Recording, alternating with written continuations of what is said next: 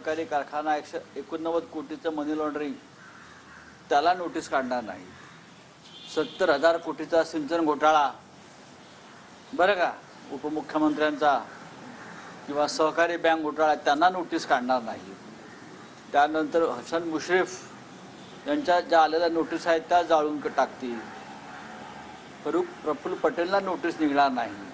हेमंत बिस्वा शर्माला नोटीस निघणार नाही. म्हणजे या महाराष्ट्रात किंवा देशामध्ये जे विरोधी पक्षामध्ये आहेत किंवा जे हुकुमशाही विरुद्ध लढत आहेत त्यांना नोटीस काढण्याचं एक नवीन तंत्र सुरू झालं आहे. काल आमचे रोहित पवार यांना 11 तास त्यांची चौकशी केली.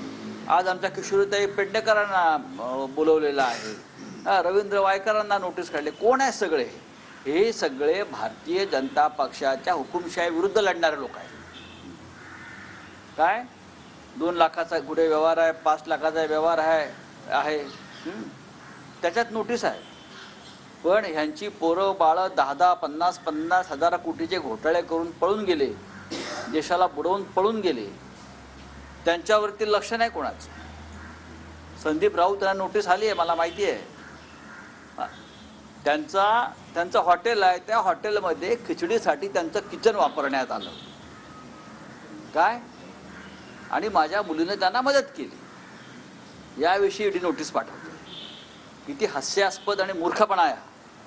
पण काही हरकत नाही. आमच्या घरातले लोक जातील, उभे राहतील ठामपणे. का हवं ते करा. हे काय चाललंय राज्यामध्ये? का मोगलाई चालू आहे का? मोदींचं राज्य आहे का औरंगजेबाचं राज्य आहे? कुणाचं राज्य आहे? महाराष्ट्रामध्ये देवेंद्र फडणवीसचं राज्य आहे की अफजल खान शाहिस्ता खानाचं राज्य आहे की निजामशाही आलेली आहे? करा. आम्ही गुडघे टेकणारे लोक नाही आहोत. 2-5 लाखासाठी तुम्ही आम्हाला नोटिसा पाठवताय व्यवहारासाठी. का तुम्ही काय करता? चिंचोके खाता? तुमची बायका पोरं परदेशात जाऊन राहतायत लंडनमध्ये 2-2, 3-3, 4-4 महिने विला घेऊन स्वतःचे. कुठून आले पैसे?